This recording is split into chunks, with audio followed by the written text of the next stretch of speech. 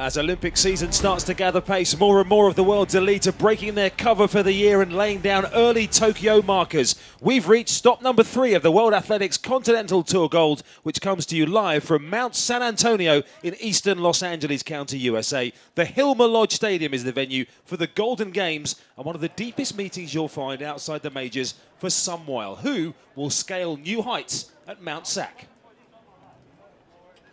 This is where we are, stop number 3 then. Eugene a couple of weeks ago, Tokyo earlier on. Today, some great performances domestically from some of the Japanese athletes chasing a home Olympics. And now we land back in the USA to this amazingly redeveloped Hilmer Lodge Stadium at Mount San Antonio College. Here's what's coming up over the course of the next hour and a half or so. And we are straight into it, as you can see in the next few moments, with the men's 400 meters, the all-time number 5 in the world, Michael Norman, involved. Fascinating contest in the women's 15, the likes of Elle Poirier and Gabby Debus-Stafford. Stefanidi goes in the pole vault, Hoppel, Sarumi and Murphy. We've got Sha'Carri Richardson in the 100. We've got the story of DK Metcalf as well in the men's 100. The likes of Raven Rogers, Laura Muir, Rai Benjamin, Gabby Thomas, Alison Felix, Noah Lyles, Kenny Bednarek. They are just a sprinkling of the names we've got over the next 90 minutes for you. Warm conditions, pretty still in the Mount Sac arena today at Mount San Antonio College. As we stand by for the men's 400 metres, we have a chance to say, Jenny Meadows, good evening to you. 6 times major championship medalist over 800 metres. And wow, just a sprinkling of the cast list there gives us a flavour of what we've got to come. So much to come in the next hour and a half. We're really being spoilt at this meet. And I think once these American meets are up and running, we know that the times are going to come. We've seen some amazing performances just 2 weeks ago in Eugene, and this evening promises for more of the same.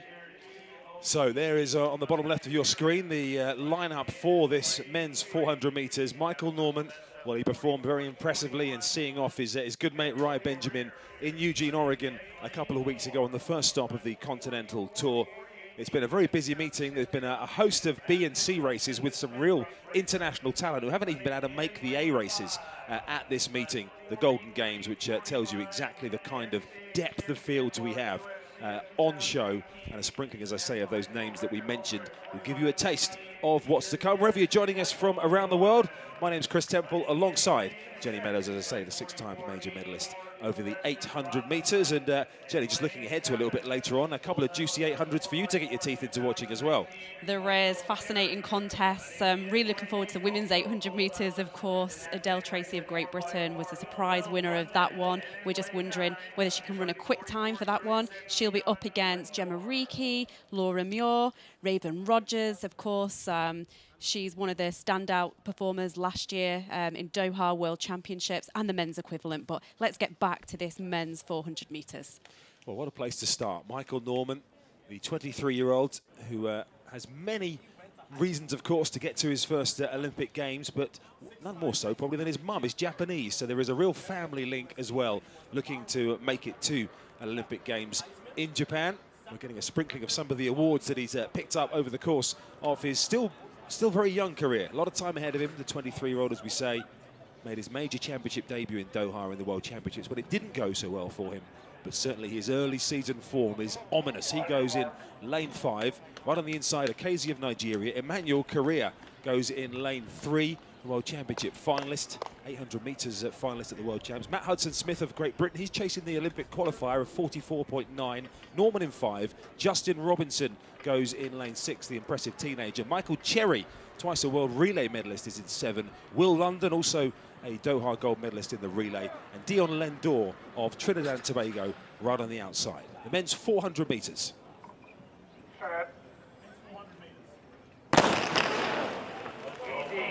So away they go. As we say, the athletes who don't have the Olympic qualifying standard include the likes of Matt Hudson-Smith. It's 44.90, but Michael Norman in that white headband is already up on Justin Robinson outside him. Robinson finished very strongly in Eugene, but it's Norman with Hudson-Smith trying to hold on to him on the inside in lane 4. Also going well is Michael Cherry, too, from the outside. But through halfway, Michael Norman now starting to exert himself on the race.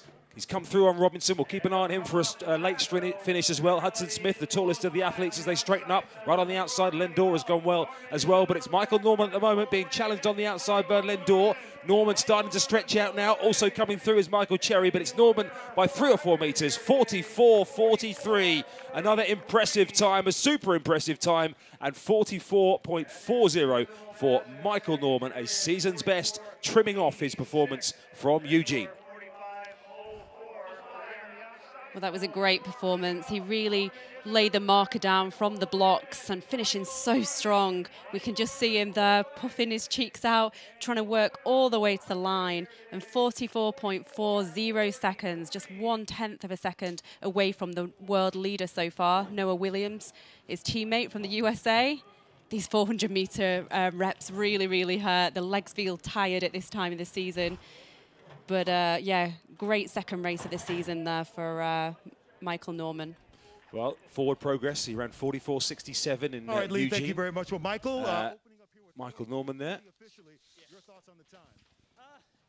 You know, progress is progress. 2 weeks ago, I ran 44.6. So to drop my time 2:10, you know, it's great progress. I'm looking forward to the rest of the season. And, you know, I have a lot of work to do. When you think about only running one race in 2020 due to the pandemic and now this, how have you tried to time this whole season for the Olympic trials and your first chance to get on the Olympic stage? Yeah, it's all about maximizing opportunities. You know, we're very fortunate to be able to compete out here. So, you know, every chance I get to compete, I'm going to compete to my full effort and make sure I'm doing exactly what Coach Walton wants me to do. All righty, great stop, and we'll see you along the way, okay? Thank you. All righty. Lee? Michael Norman there talking to our colleagues at NBC. So, as we say, trimming off a little bit of that, a couple of tenths of a second from that performance. Another step forward for Michael Norman, the world leader in 2018 and 2019. Like many others, a quieter 2020 with the pandemic, of course, hitting global sport. But a decent way to open things. Michael Cherry took second, by the way, in 44.86, and Dion Lendor 45.04 for third. So we pick up the men's discus. Reggie Jagers in the final round, currently in second position with a best throw of 63.01. That looks like that's going to be in a similar sort of area.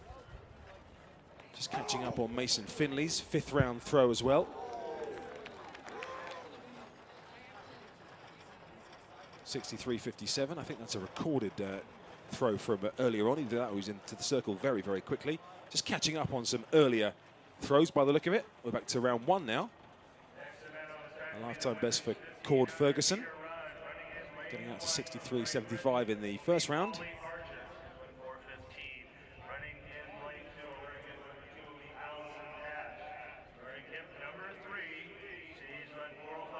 That is the confirmed results of the men's discus, by the way. So we're just catching up with the best throw of the top three there. Cord Ferguson did take it with that new lifetime best of 63.75 in the first round from Finley, 63.57, and Jagers 63.01. They were the 1, 2, 3. We're just showing you the best throws there of, or the furthest throws of those individuals in the top three. So the track action is going to be coming thick and fast. We're into the middle distance very shortly as we switch to the women's 1,500 metres. And again, the field is so stacked that a lot of talent got spilt over into the B race. But there are medal prospects for Tokyo everywhere you look in this race.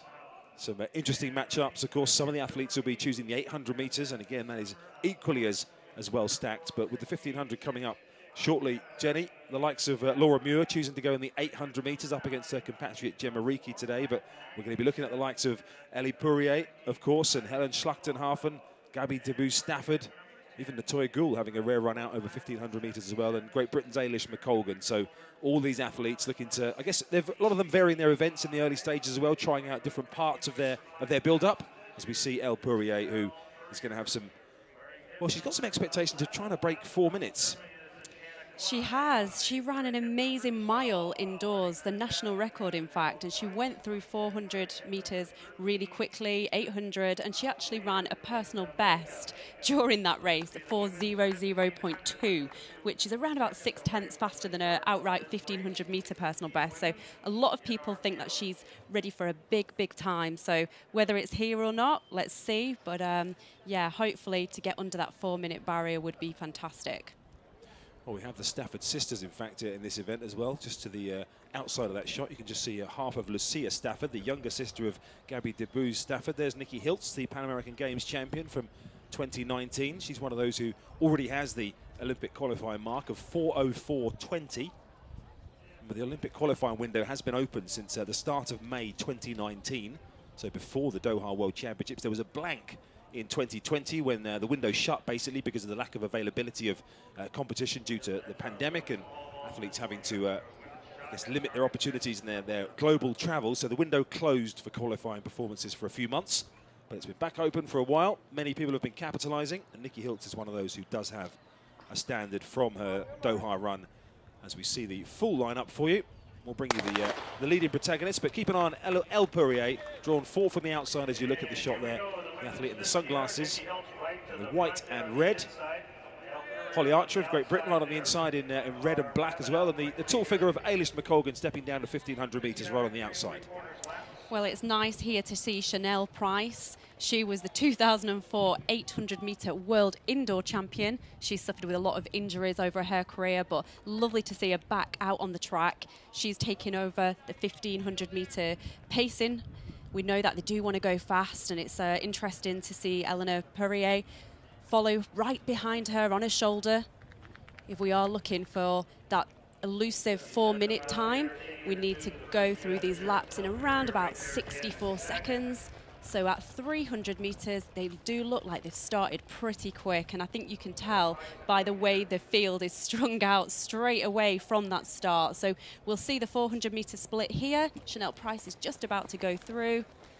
Well, the clock didn't stop, but it looked like it was around about 62 seconds, so they're bang on or slightly faster than the pace being asked so far.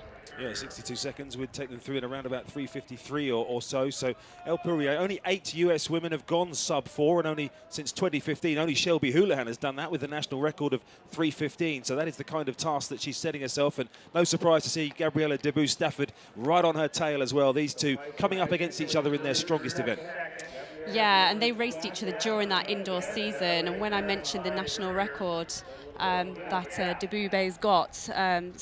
Pourier got, Debubé's also got the Canadian record. So we had a 4:16 versus a 4:19, and these are real world-class times. And it's not surprising that the speed they're travelling at, they've actually opened up a couple of metres gap there. As we can see, Ailish McColgan really working hard. She's in 5th position there, and the tall athlete in the blue top, she's doing this for a 1,500-metre speed. But here's the 800 metres, and it looks like they're way under 2:08, which would bring them through in that sub-4-minute time. Well, I mentioned too for Shannon Asika, who's currently in 3rd position now as the pacemaker drops out and leaves El Pourier out in front from Gabby Debus Stafford in 2nd. Asika is 3rd, McColgan in 4th, then comes Schlachtenhaufen. And those are strung out over the rest. Lucia Stafford in the red, just making a bit of a move from the back of the field as well. But there are 3 away here, and Shannon Asika, to her credit, is sticking with these 2 leaders at the moment. She is, and if she can keep this up, she's up for a huge personal best. A season's best is 4:06, and a personal best is 4:01.80. So let's see if she can just get on the coattails of these 2 athletes. But Pourier wants it, doesn't she? She started off with good intentions, with the sunglasses on. We're just looking at that time now where they've just gone through the bell lap. And 2:56 was the time that they wanted to get for sub-4 minutes, and they're bang on that sort of time. Yeah, 2:55.55 was the split for El Pourier now, so really looking to put the hammer down. Her lifetime best is 4:00.77, looking to become the 9th American to break 4 minutes, but she's still got Gabriella Debus Stafford for company, and Shannon Asika is running an absolute stormer. Her lifetime best is 4:01.8. That could be under threat as well. Ailish McColgan grimly trying to hang on down the back as well. She's a 4-minute runner at her best as well, but the front 3 are getting away. Lucia Stafford has come through behind Ailish McColgan now as well, then follows Gould and Holly Archer, but now the race is on as they come with 150 to go. It's still Pourier from Debus Stafford. Asika won't quite go away at the moment. She's running an absolute blinder, but keep an eye on the clock as El Pourier comes up into the final 50 or 60 metres now, looking to crack that 4-minute barrier, and she looks like she's going to do it. Debus Stafford starts to fade, but it's El Pourier now. Keep an eye on that clock. She's going to crack 4 minutes, 3:58.34, and a stunning run from El Pourier. What a performance. Takes a couple of seconds off her personal best and becomes only the 9th US female to go sub-4 minutes in the 1,500. He looked pretty relaxed as well, didn't he? You know, she wasn't really stretched that last 100 metres, finishing so strong. And this is where it hurts in the 1500 metres. You know, if you're running at your personal best speed, and you could just see the other athletes, their legs just start feeling heavy. But Eleanor was all the way to the line there and already had her arm up, ready to celebrate. The world lead, a huge personal best. Just looking through her statistics there, she ran 62.8 seconds for the first 400, 65.2, 64.1, and she closed in a 46.17, which is around about 62-second pace. So really consistent throughout the whole of that race, and she was rewarded with that huge personal best. 3:58.36 for El Pourier.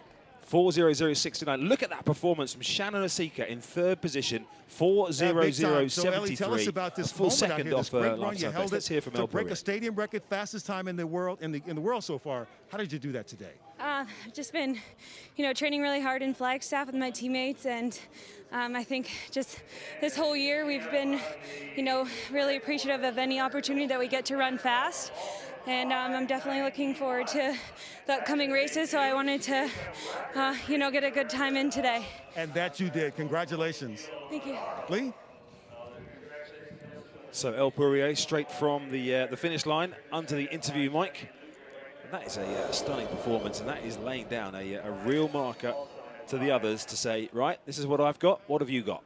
As we confirm the result from the men's pole vault from a little bit earlier on, Chris Nielsen, that world-leading mark of 5:91, in the end took a comfortable victory ahead of his compatriot Nate Richards. Lifetime best equaling performance from him, 5:70. There were a couple of other PBs, by the way, to tell you about. You might have noticed them on our result graphic from the women's 1500 metres, but just to vocalise them for you. Lucia Stafford, 4:05.30, lifetime best. Ali Cash, 4:05.90, lifetime best. Natoya Gould, 800 metre specialist, 4:08 personal best as well. As we pick up the shot put then, to show you what happened a little bit earlier on, Jakubwa Enekchi finished in third position. Josh Owatunde, with his 21.68 put in the final round, a lifetime best, took second place. And that's sailing over 22 metres from Darrell Hill, 22.34. A huge put from him to take the victory. Darrell Hill. And that is very, very close to his lifetime best, which has stood since 2017 as well, just 10 centimetres shy of his lifetime best since 2017. So Darrell Hill, the 27-year-old World Championship finalist from Doha when he finished in 5th place. The men's shot put is a stacked event at the moment as well, but Darrell Hill looks in fine form, taking it ahead of a PB for Josh Owatunde, who added the best part of half a metre to his previous lifetime best. Beautiful conditions, stunning stadium, the Hill Malloy Stadium. It's had an $87 million overhaul over the course of the last 3 years. This is the first major meet that's been staged there. Mount Sac, a famous venue going back through the years. We reckon 22 world records have been set at what is now the Hill Malloy Stadium, named after the college's first track and field coach. A fantastic redevelopment. They've actually switched the track round, Jenny, which is an interesting point for this, isn't it? For the prevailing wind conditions, to make it slightly more helpful for athletes, they've switched the track on its head today. Well, this is an iconic meeting, and you know, the slash tag is always where the world's best athletes compete, and I think they'll do anything that they can to, you know, make those best conditions for all the athletes. So interesting. It's something that they do in America. I've not really seen it happen elsewhere, but I'm sure the athletes and coaches appreciate that. They certainly will do, particularly some of the sprinters with a bit of a tailwind, and maybe some of the field event athletes as well. Pole vaulters, I'm sure, would be grateful for a little bit of a tailwind to help them gather some speed down the runway as well. We're going to see the women's pole vault a little bit later on, which features the likes of Katerina Stefanidi, who's just coming back from injury, which looked like it might have permanently derailed her career. She missed the whole of 2020, but she's back amongst it. Katie Najot looking to return to a bit of form as well. Had a disappointing comp last time out, but will be right up there in the shake-up in Tokyo, all being well, with the likes of Sandy Morris and the world champion Angelika Sidorova as well. But a big opportunity for Stefanidi to get a good competition under her belt as well, and great to see her back competing. We'll bring you up to date with the women's pole vault. In fact, that's due to get underway in the not too distant future. Our next track event will be the men's 800 metres, and that is coming up right about now. It is, and it's a tasty one, isn't it? There we can see the world lead is 1:44.40. With the quality of the athletes in this one, that could well go here this afternoon. Bryce Hoppel from the US, he was 4th in the World Championships in Doha 2019. We're seeing Murphy there, Clayton Murphy, Rio Olympic bronze medalist. Well, we were hoping for a Brazier-Hoppel-Murphy battle. Brazier had to pull out late on with a foot injury, which is not reported to be too serious. In this event, Bryce Hoppel already has the qualifying standard in this, so does Clayton Murphy. Kyle Langford of Great Britain on the outside also does too.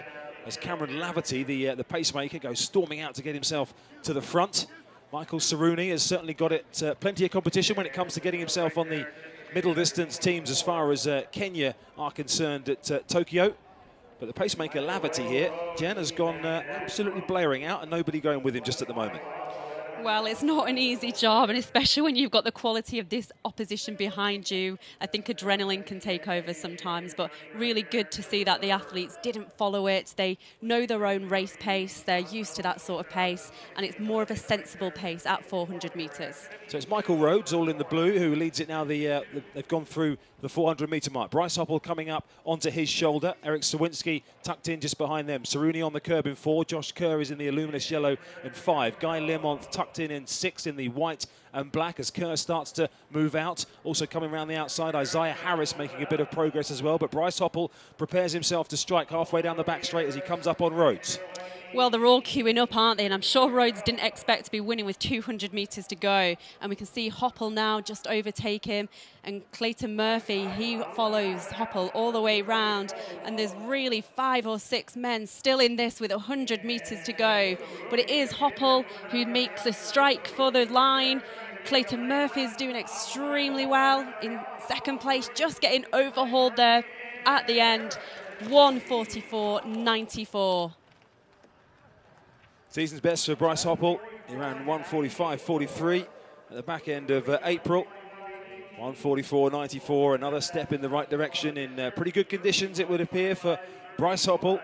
You can only beat what's in front of you there, and they, as you said, Jen, as they came round into the home turn, they were queuing up outside him, but Murphy didn't quite have the strength. Harris was trying to find something. Josh Kerr couldn't get moving either, in an event probably too short for him, really. And Saruni, who has been in good form, left it just a little bit too late, couldn't find those last couple of metres. No, he couldn't, but he's a quality athlete, actually owns the world indoor 600-metre record. Great personal best over 400 and 800 metres, so I think that event suits him. And really interesting to see Hoppel at the end there. He barely looked like he'd taken any breath, didn't he? He looked very, very impressive. Record. Bryce, give us a sense of 1:44.94, there we go. Saruni 1:45.15. Right there at the end of the tape. Yeah, that's tough. I mean, I knew all those guys were right behind me, and kind of just coming in with that speed training. Still got a lot to do to build up to those trials, but luckily I just had it for that last stretch and held on. Give us a sense about that last 50 meters, building the strength, the speed, and the courage you'll need at those Olympic trials to make that dream come true. It's tough. I mean, you just got to push your body beyond the limits right there. That last 50 meters, just everything's telling you to stop, but you just got to keep going, and it hurts, but you just got to do it. Got to do it, and I'm sure you will. Bryce, congratulations. Yes, sir. Thank you. All right, Lee. Bryce Hoppel, who agonisingly missed out, of course, in Doha, finished in 4th position in the men's 800 metres behind the likes of Donovan Brazier. The Olympic qualifier mark, by the way, 1:45.20. Hoppel and Saruni both had that already comfortably, but the likes of Guy Learmonth, their weight must go on. He finished in 8th position in 1:46.85. Josh Kerr posted 1:45.74 in 5th. Carl Langford, who has the qualifier, finished down in 1:47.08. Here's the women's triple from earlier. Thea Lafond, who's another one who's been in good form. That was her 5th round jump to 14 metres and 22, which saw her finish in 3rd position.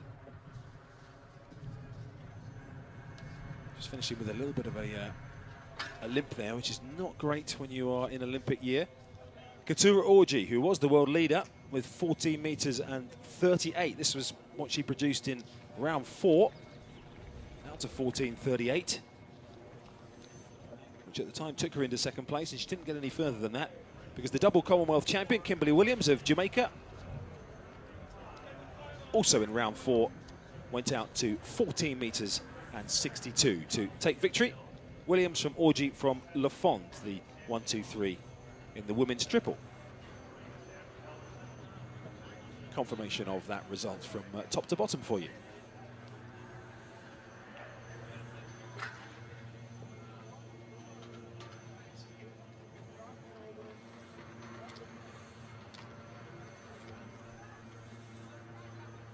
You'll see a few spectators dotted around. This is a behind closed doors event, but the athletes do have coaches and support staff, and obviously a few of the athletes who've competed earlier on will be staying to watch as well. So you can see a few of the people wandering around these spectacular seating areas, which hold about 11,500 seated. Can be extended to 20,000 as part of the redevelopment as well. There'll be hopes for US trials, which were due to be staged at this event last year, at this stadium last year. It was finished, but unfortunately, a little bit of red tape meant that USATF had to pull out in 2018 of the deal to stage it at Mount Sac in 2020. But they'll be hopeful with this spectacular new venue of being able to stage the US National Championships again very soon. And who knows, maybe even something a little bit bigger. As we stand by on the track for the next of our events, which will be the women's 100 meters. Due off in 1 minute from now.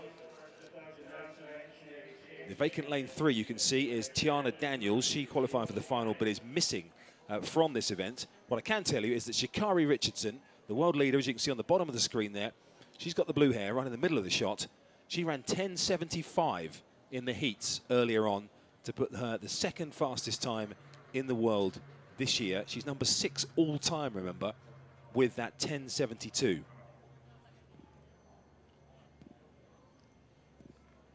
Moraleka Kinosen in lane 5. Alongside her on the inside, Javianne Oliver. Veronica Campbell-Brown, by the way, is in this race as well. She's out in lane 9. And she is 38 years of age. Made her Olympic debut in the year 2000. As the athletes just stand up. We've got time, Jen, to reflect on Veronica Campbell-Brown, who ran 11.28 earlier on in the heat. She's in lane 9, closest to the camera. What a performance at 38. She's a couple of lanes away from one of the stars of the future. They're 17 years apart and 4 places apart on the all-time list. Well, I'm sure she wouldn't want to be reminded of that age difference, Chris. But yeah, what a phenomenal sprinter to, you know, have that career for such a long span is absolutely incredible, and fantastic that she's made this final here. So there is Sha'Carri Richardson. She's in lane 7. What has she got then in this final? Closest to the camera. There's still a problem over there with the starting blocks or similar. Just having a little look here. Sha'Carri Richardson is actually now in a different lane to what she was indicated on our initial start list. So the athletes seem to be in a slightly different order, but Richardson is in lane 7. You can't miss her with that blue hair. That is for sure. And such an exciting talent. Relatively new name on the list for those who maybe don't follow US college sport. Tiana Daniels, we were told, had been scratched, but she's there. So things have changed around a little bit, I think it's fair to say, in this final of the women's 100 meters. But Richardson is there. English Gardner, Veronica Campbell-Brown, Javianne Oliver, Moraleka Akinosen, Brianna Williams, Sha'Carri Richardson, Tiana Daniels, and Courtney Johnson. It's Jenna Prandini who doesn't go in lane 3. Women's 100-meter final. Will Cam Richardson follow up the 10.75 earlier? Brianna Williams got a great start, but now Richardson on the move. Also a couple of lanes inside her going well is Akinosen, but it's Sha'Carri Richardson. Keep an eye on the clock, 10.78. Goodness me, 2 10.70 runs in the space of an hour or so. Sensational stuff, rounded down to 10.77 for Sha'Carri Richardson. She is a Tokyo gold medal prospect. Well, she looks it, doesn't she? And that last 30 metres was the most impressive part of her race for me. She just absolutely ghosted away from everybody else. Here we see again 3 from the outside on the left in lane 7. And her start is okay, nothing amazing. It certainly didn't get a good start as the athlete on the inside of her, but it's from now, it's the halfway mark, and particularly that last 30 metres, still high step in, full of momentum all the way through the line. And my goodness, what could she do if she was pushed? Well, even the way she disposed of the finish tape tells you that there's plenty more still to come. You're absolutely right, though. With 20 metres to go, far from tying up. I mean, you talk about running through the line. She looked like she could run another 50 at the same speed. I'd love to see what she can do over 200. She's just an athlete who we know very little about. She's up and coming, such an exciting talent. Well, what a performance from her. 10.77, Absolutely. 2 runs in the Sha'Carri's trying to 10.70s in catch the her space of an breath hour. as Here she is. Stands up. You walked over here, Sha'Carri, and you look disappointed. Tell me why. Step on up to the mic there. Definitely was expected. A different time, a different execution. Just given the circumstance, having to reset multiple times. But at the end of the day, there's no excuse. Executed a fine race. Walked away, with the dub. So I'm not disappointed. If it'll help you a little bit, Otto mentioned to everybody you were running again a 1.2 negative wind. So it probably was a 10.6 somewhere in that area, but the time didn't show up because of the wind. Does that help a little bit? Does that help you feel like you did do something closer to what you expected? I mean, even with that comment, honestly, I don't use anything as an excuse. Right. So, like I said, I'm happy with what I did today, but at the end of the day, I know I can do better. So just wait for the next race, another opportunity to do so. It seems as though you're trying to knock on the door of history, and it's going to come somewhere. Is that in your mind, and maybe the Olympic trials, could that be the place? Whenever it comes, but most definitely wanting to make history, wanting to let everybody know every time I step on the track, it's going to be history made. Every time I step on the track, it's going to be an unbelievable presentation. And just for everybody to keep their eyes open and just let everybody know, I think we not done yet. We will keep our eyes open and we will not blink. We'll see you at the trials. Thank you. Happy Mother's Day. Perfect, Lee. Sha'Carri Richardson, 10.77. Just for information, the world record is 10.49, and it has stood for about 33 years. Well, she is a character, isn't she? In a minus 1.2 negative wind. I've never really seen anyone who's disappointed with a 10.7. Well, Jen, let's pick up this story, because this was from earlier on today, and this is DK Metcalf, the Seattle Seahawks wide receiver, who's been making the news. How would he fare against the elite athletes? A mixed reaction, certainly from within the sport. Maybe some feeling it was a bit of a gimmick, but fair play. Most saying, well, DK, put yourself on the line, which is exactly what he's done. A fine performance in a game for Seattle against Buffalo, caught everyone's attention. He's 6'4", 229 pounds, which is 104 kilos. Watch him in lane 2. He's got the likes of Mike Rogers in his heat. CJ Uja of Great Britain outside him as well. A very powerful heat. This is him in lane 2. He thought here he might start to get left behind, but he keeps up to his work and runs through the line, and he ended up running 10.36, tying for time with Mohammed of Saudi Arabia inside him. He had Rogers, he had Bryce Robinson, he had Jalen Bacon in that heat as well. Mike Rogers had a bit to say in advance of this, but DK Metcalf, 10.36, Jenny. What did you make of it? I thought that was really impressive. I thought if he was going to run around about 10.5 seconds, he would have done well. He can start as well, can't he? The technicalities of, sprinting 100 meters from blocks and the stationary start, really impressive. And, we do have to say he wasn't trying to disrespect the sport. He's been training hard. He's got himself a coach, and he's hoping to make those US trials. So he will have to improve. He's got 6 more weeks to get himself there, but great performance. Yeah, 10.37 actually rounded down in the end for DK Metcalf. He did say that his effort was to try and make the US trials. He needs 10.05 to qualify outright for the US trials. 18 American men already have that time. That was the list of qualifiers. 6 of those qualifiers, by the way, for that 9-man final have come from that Metcalf heat. So he really did have it all on there. And he, as we say, he actually beat 2 of the athletes in the overall standings across the 2 heats. He finished ahead of 2 professional athletes on time, albeit not in his particular heat as well. So I think, all in all, he's come out with a huge amount of credit there. As we say, 104 kilos, 16.5 stone. For context, Usain Bolt was 94 kilos. And obviously a bit leaner, not quite as heavily built. But in terms of power to weight ratio, he had it all to overcome there. But that was done. This is live now. This is the men's 100 metres final. Chris Royster ran a PB in qualifying earlier on. He has lane 1. Jalen Bacon in 2. CJ Uja in 3. Isaiah Young in 4. Kyrie King in 5. Crevon Gillespie in 6. Mike Rogers in 7. Chris Belcher in 8. And Bryce Robinson in lane 9. The men's 100 metres final. Away first time. Going well in the early stages. Lane 4, we've got to pull up. Mike Rogers, I think, has gone. As we come up towards the line, 9.97. What a performance. Crevon Gillespie, I think, got it. 9.97. Isaiah Young, 9.99 in second place, coming up on our computer. So 2 sub-10-second runs. There was a bit of a headwind for Sha'Carri Richardson a moment ago. These men have 1.9 meters per second at their back, which might have made the difference in dipping under 10 seconds. CJ Uja with 10.03 in fourth has achieved the Olympic qualifying time as well. Well, sub 10 seconds is, happens every day of the week for these US guys. So much experience, so many medals. If you wear that US singlet, you're almost guaranteed a medal in that 4x100 meters. Always one of the most tasty events at the US trials every single year. And 2 more men break 10 seconds to add to that season list. Well, worrying times for Mike Rogers, who pulled up early in that race. But that is a really impressive performance from Crevon Gillespie, who takes it in a, as we say, a sub-10-second time.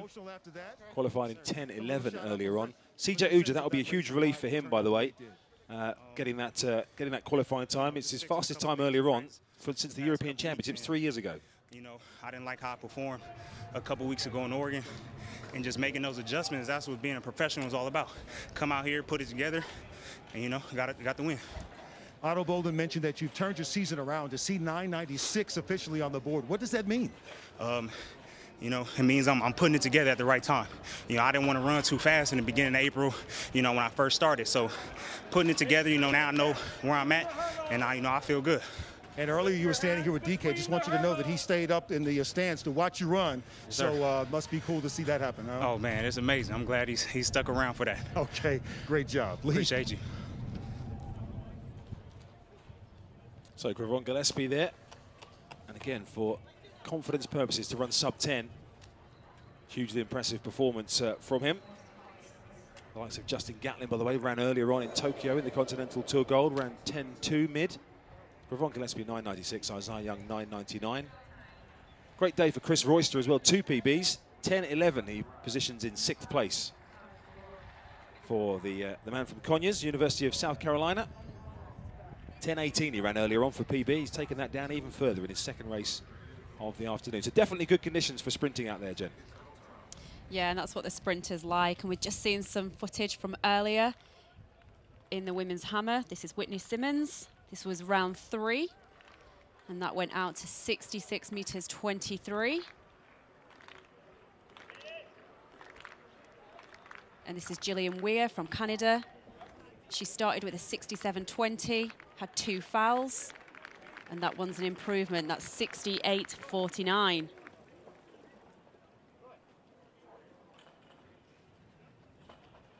And this is Gwen Berry. This is her 5th round, and that went out all the way to 73.73.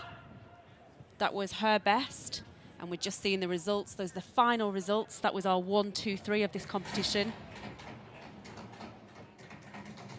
So much action coming at us, Chris, isn't it? Thick and fast. We've hardly got time to update everyone about it. There certainly is. We've got the qualifiers from the 100 and the 100 hurdles to sort out as well. I've got to say, there's been a bit of confusion on our computer with the 100 meters start list. They've been changing order on our computer, so hence the lanes that have been coming up in reality haven't been the same as one we've had on our computer, which has caused us 1 or 2 bits of confusion. But you see the world lead time, world lead mark from Valerie Adams, the shot put, 1965. The Olympic standard is 18:45 as we prepare to get the early stages of the women's shot underway. Ladrisha Cameron of Jamaica, first to put. Again, that Olympic qualifying mark will give you an idea as to who has got the Olympic qualifying mark. Brittany Crew, Sarah Mitten of Canada, they've both got it. Jessica Ramsey about to put now. Raven Saunders, Danielle Thomas-Dodd, Maggie Ewan, Chase Ely, they've already got the Olympic qualifying mark. So Jessica Ramsey in round 1 of the women's shot. Live pictures. Ooh. Well, it's a risky job, isn't it? Oh, a little bit of swerve at the end there to get out of the way of that. I wouldn't get in the way of a shot put. No, definitely not with the speed and power that these women put at.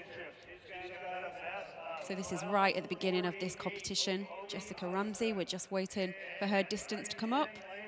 All measured electronically, of course. No tape measure, no notebook and pad. No clipboard with one of those rain shields on it. No rain shields needed in California today. No, that's in stark contrast to Eugene, when they were using towels in the circle, weren't they? They certainly were. It was very damp in the second part of that meeting. Jessica Woodard there, 17 meters and 11. That has come up as in the opening round. Jessica Ramsey was 18.58, by the way, to take the lead in round one. Danielle Thomas-Dodd will be the next to take her put, but we're going back to the track because it is time for the final of the women's 100 meters hurdle, and their hurdles is Sydney McLaughlin, the 400 meter hurdler, who for the third time this winter is taking on the sprint barriers. McLaughlin is in 9. She's got Sharika Nelvis on her inside, working from left to right as we look. Kenny Harrison, the world record holder, is in 7. Toby Amerson is in 6. Cindy Sember in 5. Her sister Tiffany Porter's next to her in 4. Davine Charlton in 3. Peyton Chadwick in 2. And right on the inside is Gabby Cunningham of the USA. Women's 100 meters hurdles final. Cunningham, closest to us, set a PB earlier on of 12.85 in the heat. Sydney McLaughlin qualified with 12.90. Fastest qualifier was Kenny Harrison with 12.53.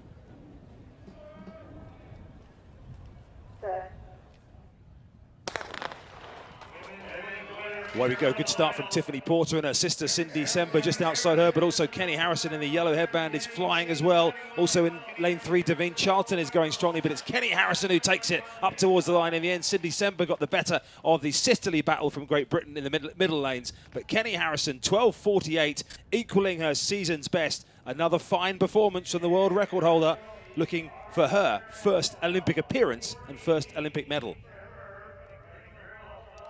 Yeah, we're just going to see the replay there. And we can see in that yellow headband, third from the left, she started well, didn't she? And I think the win was never in doubt. We can see there Cindy Sember coming through really well to take that second position. That's a great image, isn't it?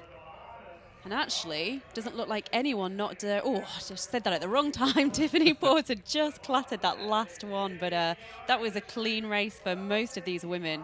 Fascinating, actually, that she's never made an Olympic team, the world record holder. And how were you able to hold up everybody the last 3 or 4 meters?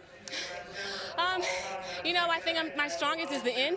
And so I knew at the beginning I just need to get out at the best I can and just finish strong. Give me an idea of the type of pressure you are under. Either you put yourself under, I see that smile. The pressure you're under, the Olympic, to get to the games, do everything you need to do. I think I have a lot of pressure, but I don't think of it as pressure, you know. I know what I'm capable of doing, and over the years, I've gotten better and better mentally, and so I think I'm definitely prepared this year. All righty, thanks, Kenny. Thank you. Kenny Harrison, the world record holder. We got a glimpse of the result. I can tell you that Sydney McLaughlin, 12.65, a lifetime best, and that is the Olympic standard in the women's 100 meters hurdles. Not bad for a second best event. Well, maybe it's a second best event. She's obviously good at 200 meters and the 400 meter flat as well as the 400 meter hurdles. Great, great talent. Well, maybe Bobby Kersey's got something up his sleeve, her coach.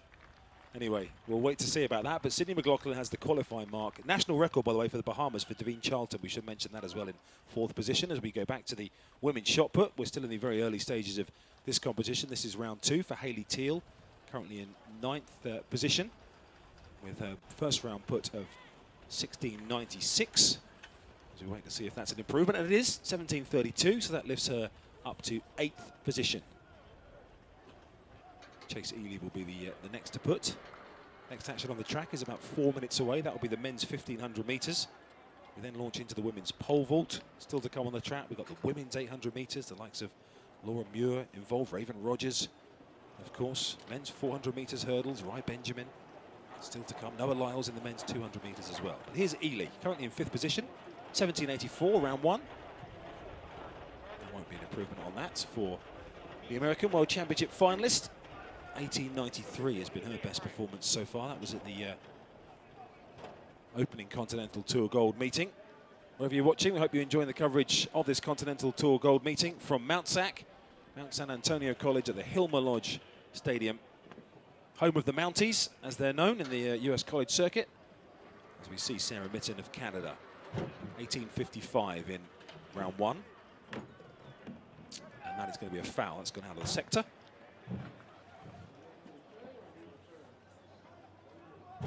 Really does look beautiful conditions, doesn't it? You can see the even the officials having to take a bit of sun protection. Maybe some people watching jealously on from around the world who are not experiencing similar conditions. Brittany Crew will be the next to go. In 7th position at the moment with her 17.64 in the opening round. Twice a World Championship finalist, Pan American silver medalist from its last staging in Lima in 2019.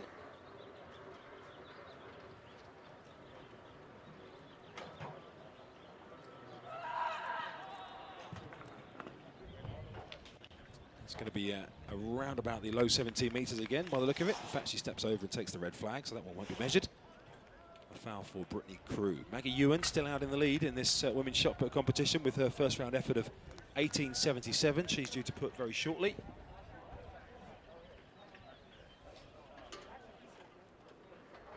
First it'll be Rachel Fatherly. A foul in round 1, and her radar is just off at the moment. She's gone out to the side as well, so that is 2 fouls so far for Rachel Fatherly. Disappointing start. Well ranked 27 in the World Athletics rankings. Jessica Ramsey is back in the circle. 18.58 then, she's 19 centimetres behind Maggie Ewan. As things stand, Ewan still to come in round 2, but can Ramsey lay down a marker for her compatriot? That won't be doing that. And again, she doesn't want that one to be measured, so steps out the front.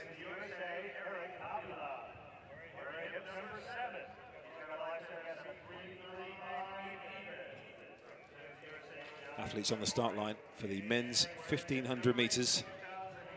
Craig Engels with that familiar hairstyle. I'm going to call it familiar and not say anything more offensive about it. Each to their own and all that. Certainly eye-catching, let's call it that. Johnny Gregoric, close to the shot there in the blue and black. Mo Ahmed, the Canadian, right on the left of your shot there in the white and black. Ollie Hoare of Australia, centre frame, University of Wisconsin. He's already run a PB of 3:33.54 this year, set in Eugene in the Continental Tour Gold. Also in the field, Justin Knight, the Canadian, Sam Prakel, drawn 4. Henry Wynn on the right there, the American. There's Justin Knight of Canada, 24 years of age. He's never beaten his compatriot Mo Ahmed, by the way. He needs the qualifying mark, which is 3:35. So Justin Knight will be chasing that. As you can see, Mo Ahmed drawn towards the outside along with Oliver Hoare, Craig Engels, Johnny Gregoric, Erica Vila, worth a mention as well, and Geordie Beamish as they settle down, and they have gone pretty strongly out, Jen, through the first early stages. Yeah, I was wondering whether they thought that was an 800 metres or not, and the pacemaker really struggled to get to the front there.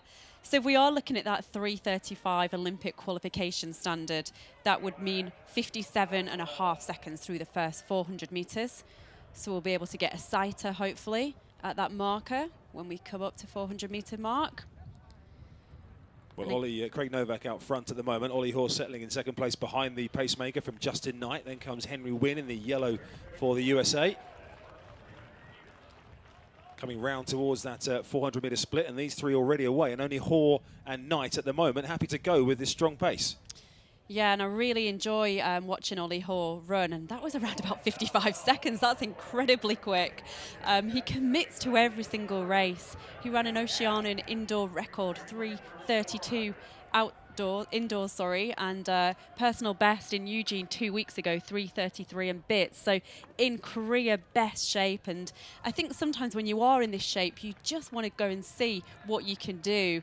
And really great that Justin Knight has followed him. He's in terrific shape as well, and this is definitely a 2-man race at the moment. So it is Novak, the pacemaker, who leads with Hoare and Knight for company. The chasing pack is led by Wynn. Craig Engels tucked in behind him. Ahmed close to the curb as well. Gregoric further back through that field. But with 2 laps to go, still only 2 can live with this hot pace at the moment. through 700 metres in 1:36.87. We'll get round towards the 800-metre split right about now. Yeah, it looked around about 1:51, so 4 seconds inside that Olympic qualification. Of course, both of these guys have already got that. And on personal best form so far, how much under their personal best can they get? 3:33 for Oliver Hoare, and just looking down my sheet, personal best for Justin Knight is, actually 3:35.85 this season. So he's not actually got the Olympic standard this year, but if he carries on next 500 metres or so, he's going to be well within inside that target. Yeah, Justin Knight set a time of 3:35, as you say, in Oregon a couple of weeks ago. That's his lifetime best, so he's targeting that 3:35. Coming round towards the bell, Ollie Hoare just starting to show on his face a little bit, but Knight looks comfortable, tucked in behind. The rest really are having a personal battle between 6 or 7 of them. But can they sustain this now through the last 400 metres? 3:35 is the target for Justin Knight in second place. He's using Ollie Hoare as the hare. Hoare has come into this off the back of that 3:33 run just those couple of weeks ago in Eugene. The Australian already headed for Tokyo. The move being made down the back as well, as that chasing group now start to get things moving. But still Knight looking like he's trying to prepare himself to strike, but Hoare is just keeping that little bit of distance between them at the moment. Yeah, 150 metres to go, and who's going to win this one? Knight looks good, doesn't he? Oliver Hoare has done a lot of the work, as Justin Knight just comes on his shoulder now, and this is definitely a case of pumping your arms, as Justin Knight tries to take the inside line, but Oliver Hoare works really, really hard, pumps those arms all the way to the line, and 3:33.20, just inside his personal best, and that'll be a huge personal best, and most significantly an Olympic qualifier for Justin Knight, and that was hard work. That was hard work. Justin Knight couldn't quite make his mind up there. Ollie Hoare eased himself out, didn't he, towards the last 50 metres or so to try and make life difficult, or maybe his body was just doing that naturally as he really dug deep in those closing stages. Justin Knight saw a gap on the inside, then it wasn't quite there, and in the end he probably didn't quite have enough to get past. And Ollie Hoare not only closed the door, but closed the race out as well. Justin Knight, though, the job that he came to do was to get that Olympic qualifier, and a huge personal best as well for him, taking almost, 2.5 seconds, the best part, off his previous best. 3:33.41, the confirmed time for Justin Knight. And those two in the end, I guess, helped each other out to achieve their goals. They both come out with a lifetime best. They did. We can't ask for any more than that. And most of the other athletes behind didn't get any mention because it was definitely a two-man race up front. But some good season's best coming in behind. And here we go. We get to chat to them both. Hot pace. And how did you hold on to take care of a lot of important things like the Olympic standard? Yeah, for me, it's just if I can get under that mark as many times as I can this season, it helps my selection for my country. And right now, it's about running fast, and you got to commit to that pace early on and just suffer through the pain, and that was the plan. And I was able to do it in Eugene, and I tried to do it again today, and it definitely paid off with, under that 3:35 time, so I'm very happy with that. Right, paid off for you. And Justin, step up, please, Yes, for you, sir. for Good Canada. job. You get the standard as well. How hard was it to hold on and follow him? I'll say Ollie's an amazing runner, and the beautiful thing about him is that he has such a nice form. So even though we're going fast, to me, I'm like, it doesn't feel that bad because he looks really strong in front of me. You butted me out. But it was very hard, the 1500 isn't my main event, but just being able to compete with a guy like Ollie, it always brings the best out of you, so I was really thankful for that. Gentlemen, great performance. Tough. Way to gut it out. Just want to say Happy Mother's Day. Happy Mother's Day. Love you, Mom. It was yesterday, but Happy Mother's Day. So, Raven Rogers prepares as we go to the men's triple jump live. We'll come back to that men's 15 in just a second. Live with Chris Carter in round 3. And a foul. Up comes the X in the score box. So Chris Carter in second position currently with 16.71 his best. The leader is Chris Bernard with 16.82. We're in the early stages of the men's triple. Will Clay, the World and Olympic silver medalist twice each, has fouled his first 2 attempts.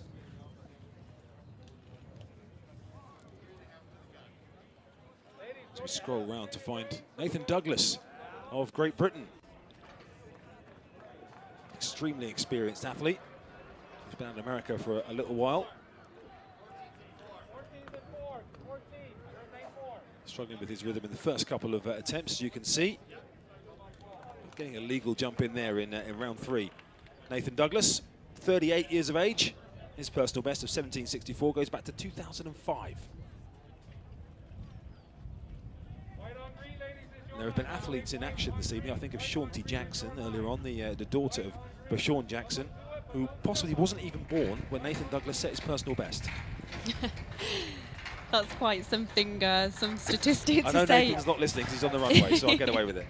Here's Chris Bernard then, the event leader in the men's triple jump. He has the Olympic standards, second in the world standings this year, with his season's best of 17 meters 15, set also in California a couple of weeks ago. 17 meters 48 jumper at his best. He finished 6th at the London 2017 World Championships. That's his best major championship performance. Bernard taking his time. Just a little bit of wind, as you can see from his vest fluttering. Round 3, looking to extend his lead.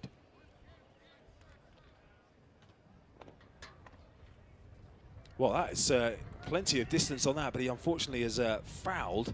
It looked like he was about to pull out of that through the step phase. He looked like he was about to abort, but he went a long way through the pit, Jen, but unfortunately for him, not right on the board.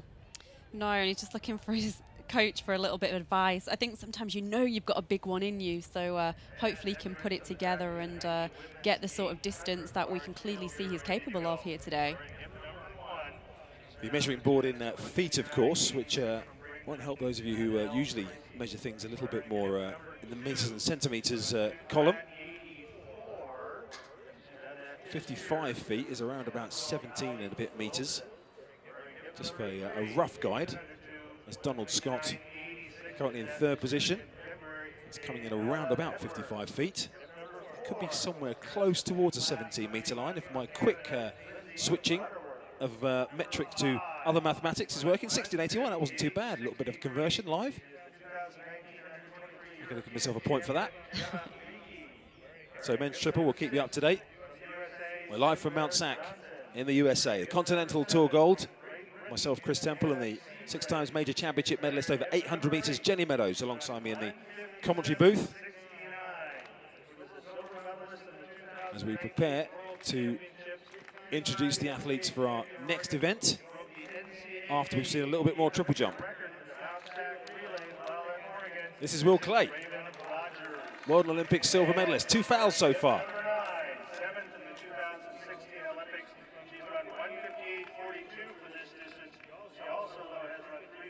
Well, we haven't seen a red flag or an X on the scoreboard, so we're going to presume that one's going to be legal for Will Clay. What's he going to lay down? 16.68, I can tell you, Jen, as we switch to the 800 meters and see Raven Rogers. Yeah, Raven Rogers. We can see Gemma Reekie there. They were 2nd and 3rd recently in Eugene. We've also got the winner of that meet, Adele Tracy. She goes here. Just a fascinating race. So much talent in every single race, in every single lane. Here we're seeing Melissa Bishop. She was silver medalist back at the World Championships in Beijing 2015, returning after maternity leave.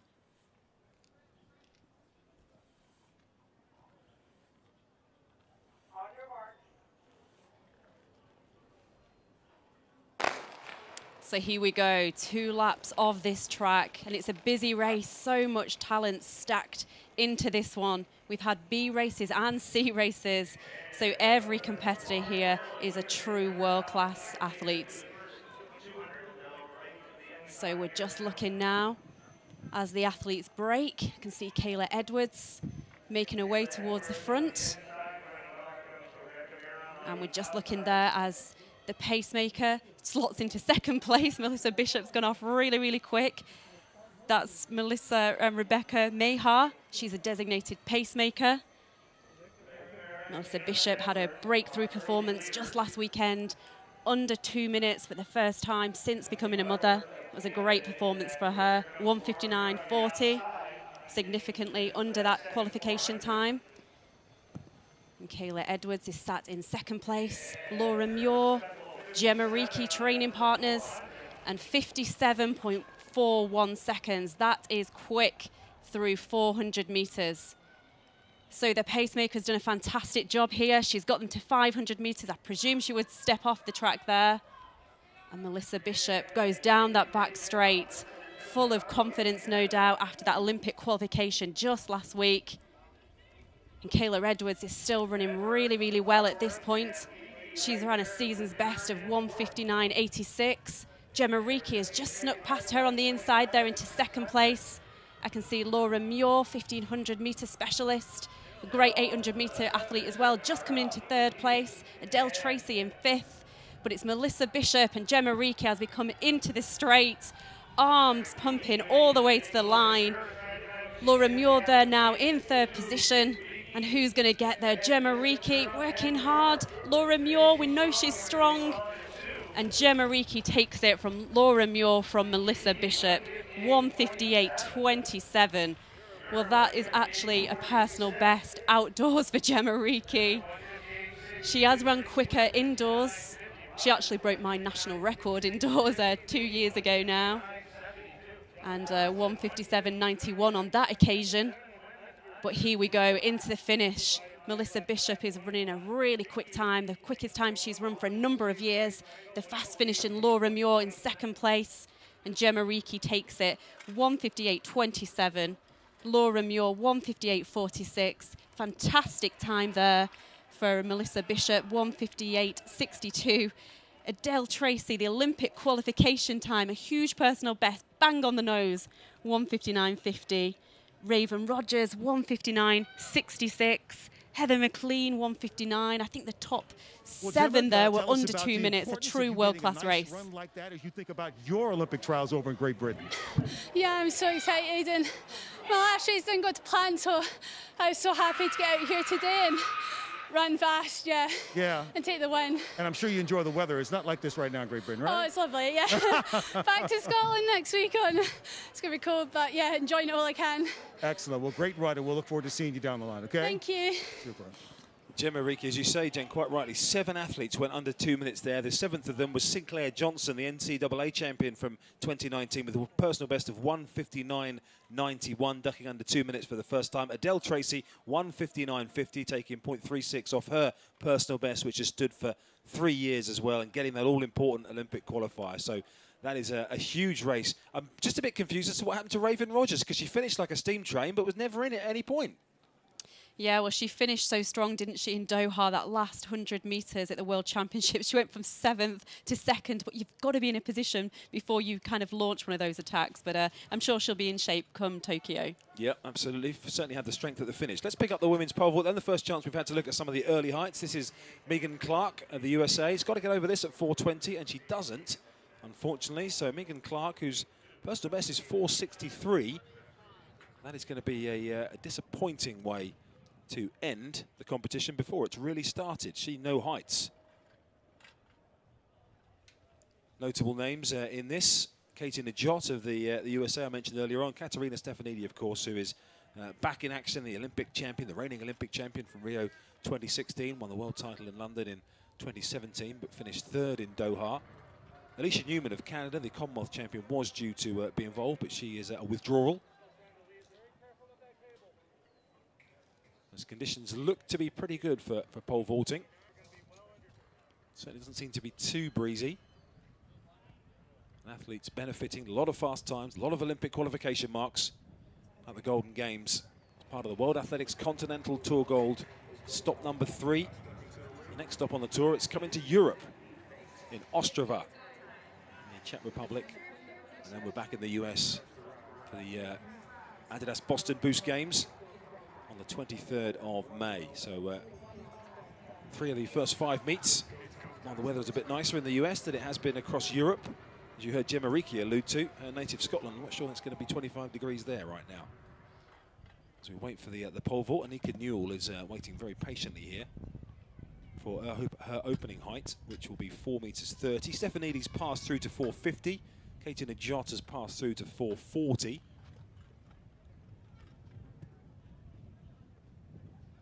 Still to come on the track, by the way, we have the men's 400 meters hurdles. That's due off in about 5 minutes from now. Rai Benjamin in action. The women's 200 meters pits the likes of Gabby Thomas against Alison Felix. In that women's 200, Brittany Brown, the women's world silver medalist. Jenna Prandini also due to go in that 200, which is probably why she scratched from the 100 final earlier on. Let's go back live to the shot put while we wait for that slight delay then in the pole vault. This is Danielle Thomas-Dodd of Jamaica. This is round 4. She's currently in second position. Maggie Ewan went over 19 metres in round 2, out to 19.32. Danielle Thomas-Dodd, as you can see, her best put so far is 18 metres and 67. It's over 18 metres again, but not stretching towards that 19-metre mark for the World Championship silver medalist from Jamaica. World silver medalist actually indoors and out at the last stagings of both of those global championships in Birmingham, UK and Doha, Qatar, respectively. So we're back live with the pole vault. Anika Newell, 4 metres 30, her first vault of the competition, a Canadian. And not quite yet.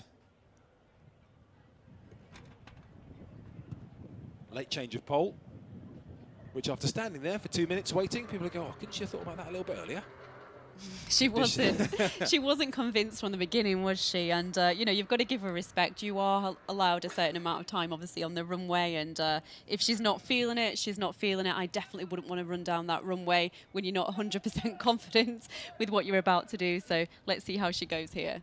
Absolutely. Conditions can be changing as well all the time, which can always lead to a certain mindset. Let's see then what Newell has got. Second attempt at her first attempt. And that's not happening either. This time she runs through and she will get a foul mark down against her on that occasion. So not quite settling yet. Anika Newell with her setup.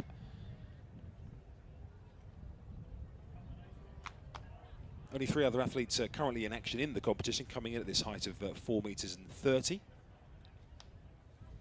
Courtney Oates, actually, of the USA, will also come in at that height to add those who came in a little bit earlier on. As we start to build up towards the men's 400 metres hurdles, the athletes wait. Really fascinating to see the contest here between Rai Benjamin, who this is his first race over hurdles since the Doha final, when he came second to Karsten Warholm. There he is in the headband. On his inside, in lane 4, will be the informed Brazilian Alison dos Santos, just 20 years of age, the world leader with 48.15, a lifetime best. He ran the fastest split on the flat at the recent World Athletics Relays in Silesia in Poland, out of anybody over the course of that weekend, a 44.62 split on the flat. Outside Benjamin, he's got Kyron McMaster, the British Virgin Islands, who has the Olympic qualifying time, the Commonwealth Games champion. Kenneth Selman's been in good form as well. He's the 3rd fastest in the year this year, as we see Dos Santos. Amir Latin as well, the Pan American silver medalist. He'll go in lane 3. Kamar Moat of Jamaica, another one with the Olympic qualifying standard. World Championship finalist from London. He goes in 2. Jordan Andrade of Cape Verde will be run on the inside in lane 1. As you see the full lineup, Quincy Downing and Khalifa Rossa complete the lineup right on the outside. But just intrigued to see here, Rai Benjamin, we know what he's capable of. His season opener over hurdles, he didn't compete over the hurdles at all in a shortened 2020 campaign. So this we'll see. The all-time number 3, 23 years of age, same age as Michael Norman, his big pal, who we saw run pretty well earlier on, very well in fact. But Benjamin, I'm sure, when you just get back into your natural comfort zone, you haven't seen those barriers for, 18 months or so, longer.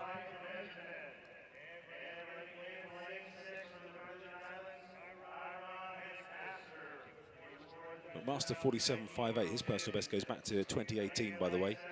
Rai Benjamin ducked under 47 seconds in Zurich in 2019. 6 of this field do have the Olympic qualifying mark, which for interest is 48.90. Only the athletes in lanes 1, 8 and 9 don't have the qualifying mark. But Benjamin then in lane 5, with the pressure likely to come from Alison dos Santos, the emerging Brazilian, the Pan American Games champion in 2019, reached the final in Doha when he finished 7th. But he certainly seems to have improved since then. He's in 4, Benjamin 5, McMaster 6, Selman 7, likely to be the protagonists, and Latin in 3 could have a say as well.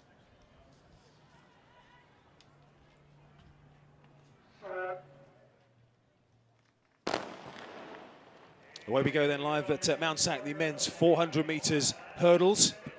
Pretty even through that first hurdle between Benjamin and McMaster out him. Dos Santos has started very conservatively, quite contrastingly to Kyron McMaster. It's McMaster and Benjamin at this stage. Also one from the outside, Khalifa Rossa has gone well through the first 200 metres, but Benjamin with McMaster outside him. Dos Santos now looking to get into that run, just chopping his stride, but it's still plenty to do to come from a long way back, Dos Santos. It's Benjamin now coming through on the inside of Kyron McMaster. Can anyone get near Rai Benjamin in the closing stages? He's moved a metre or so clear. McMaster keeping up to his work. Now Dos Santos trying to cover some ground. Benjamin over the final hurdle though and driving up towards the line. Dos Santos did come strong late on, but not enough. 47.14 for a season opener over hurdles is super impressive from Rai Benjamin. 47.13 it's rounded down to. The world leading time. Benjamin lays down his marker. Well, that was a great race, wasn't it? Great opener, as you say, Chris. It's been a long time, hasn't it? I'm actually a bit of a stato. It's 587 days since his last outing over the 10 barriers. I'm sure he'd be grateful to get that one out of the way. And it really was this last 100 metres after hurdle 7, those last 3 barriers where he pulled away from the rest of the field. Alison Dos Santos finishing really quick. He went off really slow that first 200 metres, coming through really strongly at the end there. McMaster had a good run as well, didn't he? And he looked pleased with himself towards the end. You just see him there getting his breath back. And 47.14 seconds, rounded down actually by 100th world lead so far. Yeah, some national records in there as well for McMaster and Dos Santos. So, you have just broken Edwin Moses' longtime standing record here in this event. What does that mean to you, Rai? It means a lot. It's funny because I was on a Zoom call with him a few weeks ago. Oh, really? We were talking about the rhythm of the race and technique and stuff like that, so pretty cool. What were some of the things he shared with you? Just like how he ran the race, how he went about with his technique and stuff like that. More of like an informational workshop type of deal. So, I mean, I stole a few of those points and, you know, like I'm incorporating it into my technique. Incredible. And now this is your first actual race over the distance. So yeah. What does this do for you in terms of confidence as you move forward toward the Olympic trials? Well, I have a lot to work on. A few missteps in the race. I was kind of behind, but I just stressed my fitness and ran home. Wow. Thanks, Rai. Great stuff. Thank you. How about that, Lee? Picking the brains of some of the former legends in the event. Well, Rai Benjamin, 47.13. I'm just looking down the all-time list, Jen. That is tied for 14th ever, along with one of Edmund Moses' previous runs. You just mentioned the record broken there. I think that's probably the Mount Sac Stadium record that our colleagues from NBC were referring to. We'll come back to that in a second. Here's Donald Scott, meanwhile, in the triple jump. Round 4, currently in 3rd position. Oh, and if that's legal, that is going to be close to the lead. In fact, you can see on the caption there, 17 metres. That has taken the lead from Donald Scott, improving on his 16.81. So Scott leaps literally over Will Clay and Chris Bernard into the lead, as you can see, and that is after 4 rounds of the men's triple. But that performance from Rai Benjamin, Jen, 14 all-time, and most of the names above him are either Moses or Varholm. There's a couple of Youngs and Sambas in there as well. It's a great time for the event, isn't it? These guys are pushing the event on, pushing each other on every single year. Interesting that he chose not to go over the hurdles last year. It looks like we could be in for a very exciting 2021 in that event. Here's Adegoke of the US. This is the beginning of round 5 in the triple jump, currently down in 9th position. So the athletes jumping in reverse order. Adegoke's lifetime best is 15.66, so some way short of some of his fellow competitors, the 28-year-old. But he has set that lifetime best this year. So we wait for the measurement for Adegoke. And that is 15 metres, so an improvement on the day for Adegoke, but he stays in 9th position just behind Nathan Douglas. Alberto Alvarez is on the runway. He's currently in 7th position, ahead of Nathan Douglas, who I think is due to go next. So Alberto, you're going to have to wait your turn, I think. There's Nathan Douglas, it's his turn. Position 8, 15.87. His best from his 2 legal jumps so far for the 38-year-old, one of the European silver medalists way back in 2006. Gothenburg, Sweden.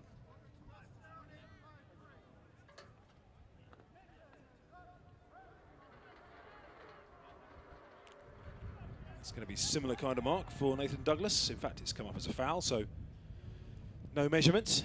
Interesting to see someone of Nathan Douglas's experience. Jen, who's not going to have the capability to make the Olympic Games, still to be out there competing and pushing himself. Yeah, it's great to see, isn't it? And it's such a tough event on the joints. This one is doing incredibly well at age 38 to still be going and be international class. Really impressive.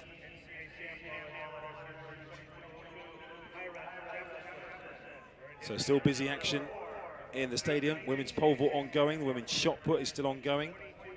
The men's triple, as we've been showing you, coming towards its last couple of rounds. Our next track action, we have 2 track events left for you, both around the curve. 200 meters for women, followed by the men's 200 meters. So the likes of Brown and Thomas and Felix will be followed by the likes of Lyles N, Lyles J, Richards, Bednarek, Aaron Brown, all lining up in the men's 200 meters. Do keep your eye on the official results from the meeting as well, because we mentioned such as the talent pool, that some of the distance races and the B races happening later on in a few hours' time. So we pick up Allyson Felix, has her eye on the double at the US trials. This is her first outdoor 200 meters, Jenny, since 2017. Unbelievable when you look at it like that, isn't it? She's the most successful athlete in the history of World Championships. She now has 12 medals, incredible, over 200, 400, and both versions of the sprint relay. But she won't have it easy here. Brittany Brown, we can see from the US in lane 8. She was a silver medalist over this distance in Doha World Champs back in 2019. She goes in lane 8. So the full lineup, we've got Ellis, Jefferson, Irby, Felix, Thomas, Prandini, Brown, and Williams. Worth mentioning both Brianna Williams in lane 9 and Jenna Prandini in lane 7. Both in action earlier on in the 100 meters. Brianna Williams ran the final.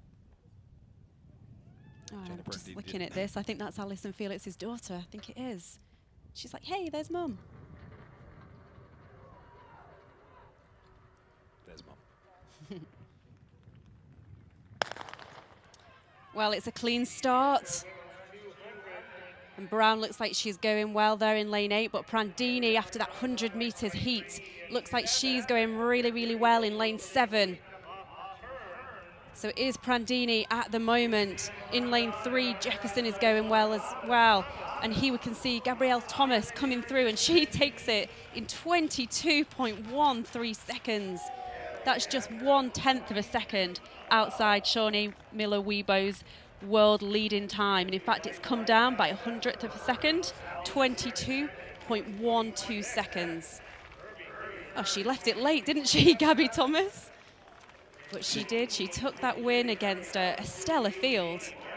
She certainly did. She came through strongly there. She had Allyson Felix on her inside, who was still looking good at this stage, but now Thomas, as Prandini just started to fade, Thomas' strength coming through. Allyson Felix held on in the end for second with 22.26, just ahead of Lina Irby with 22.27. Gabby Thomas, 2.1 meters per second tailwind with them there, so not legal for results purposes. A windy performance, but Gabby Thomas happy nonetheless.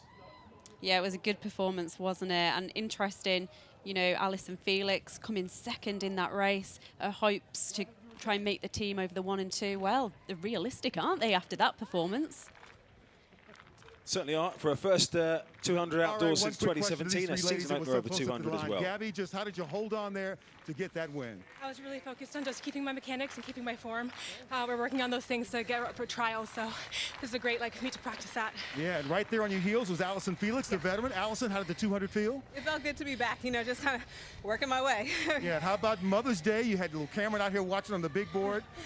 Yes, such a special day. I just wanted to come out here and have fun. You did it. I'm sure she's proud of Lena for you to be able to be in this trio and think about the trials coming. Yeah, I'm like super excited to obviously run with the amazing crowd.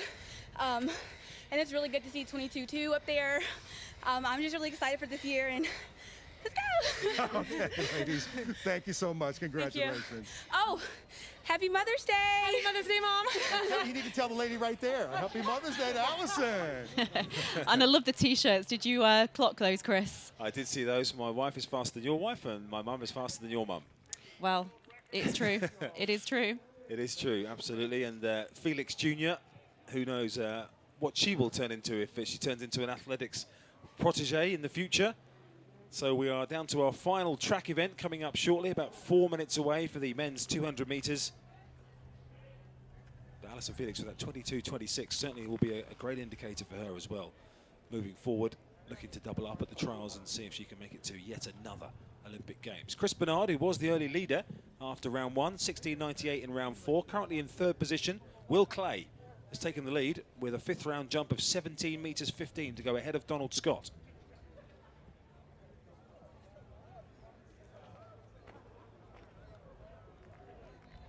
Bernard again looking to be out towards that high 16-metre area.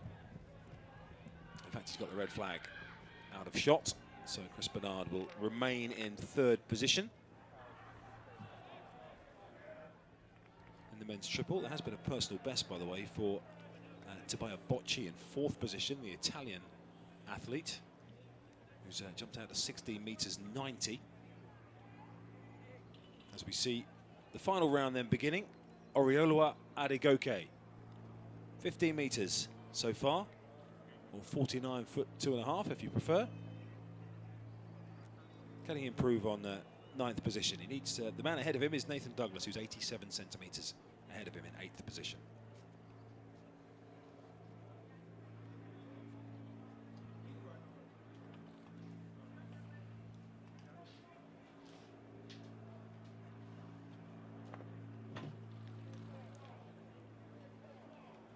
Doesn't look like that's going to be an improvement for Adegoke, so that will conclude his series. As we wait for the measurement to come up, he'll finish in 9th position. But already has had a good season, as we say, setting a new lifetime best of 15 metres and 66. So moving forward in the right direction, slight improvement for his final round of 15.07. This is Will Clay's jump. We mentioned it in round 5 that took the lead. 17 metres of 15 it ended up going out to. He got that one all right to Will Clay, who has been 4 times recently in major championships, having to play second fiddle to Christian Taylor in the last 2 Olympics and the last 2 World Championships as well. This is his season opener today. And again, encouraging moving forward for Will Clay with 17 metres 15. Still a metre short of what he's capable of. Nathan Douglas, round 6, 15.87, his best so far. It's going to be close if that's legal to an improvement. To complete his series.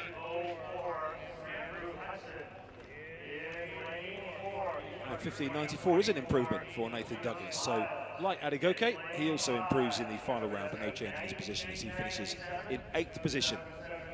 Back to the triple jump conclusion shortly on the women's pole vault. As we prepare, though, as you can see, bottom left of your screen for the final track event of the Golden Games. At Mount San Antonio College, it will be the men's 200 metres. A fascinating matchup coming up between Noah Lyles and Kenny Bednarek, who obviously has had injury problems to overcome. He ran a huge 1965 windy.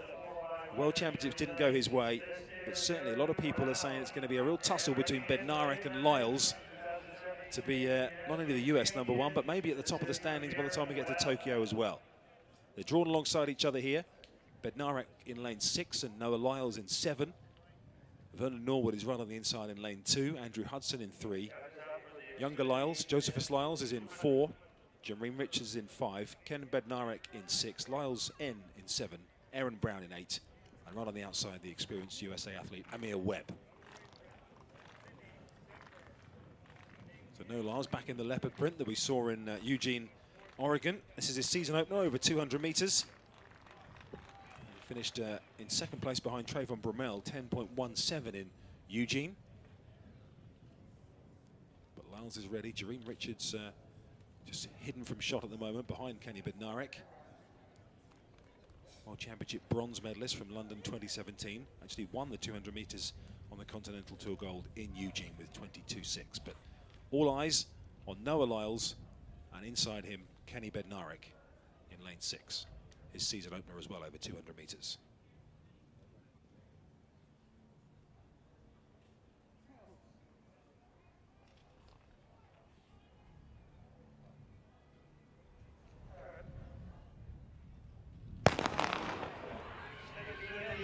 So away they go, and Bednarek already a couple of paces up onto Noah Lyles, and Bednarek has gone storming past Noah Lyles through this first 100 metres, and it's Bednarek who leads, 2 from the outside, Aaron Brown as well. Now Noah Lyles will start to come through, but it's Kenny Bednarek laying it down at the moment. Noah Lyles still with work to do in the closing stages. Now he starts to come through, and Lyles gets there in 19.90.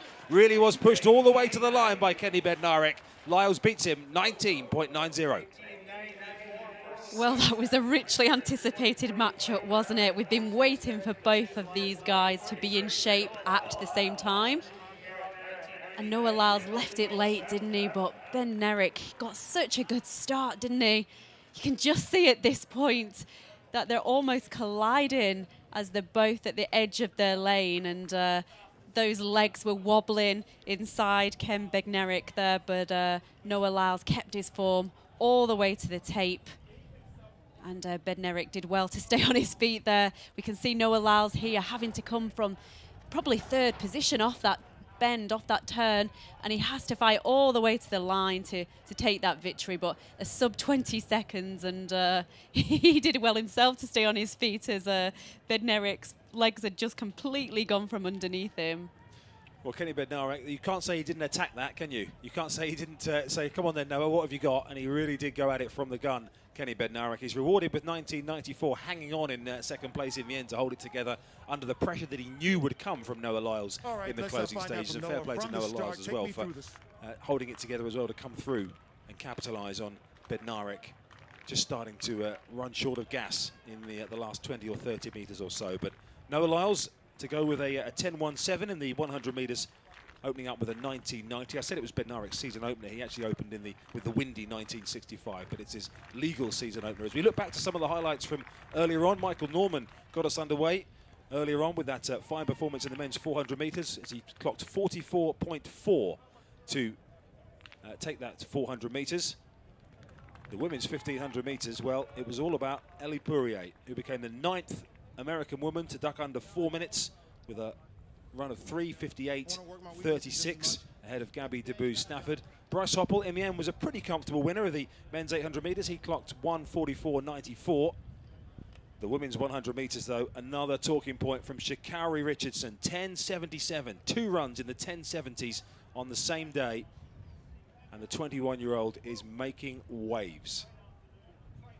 As far as the men's 100 metres was concerned, it was a win for Cravon Gillespie in 9.96, just holding off Isaiah Young, who also clocked sub-10. He ran 9.99 for 2nd.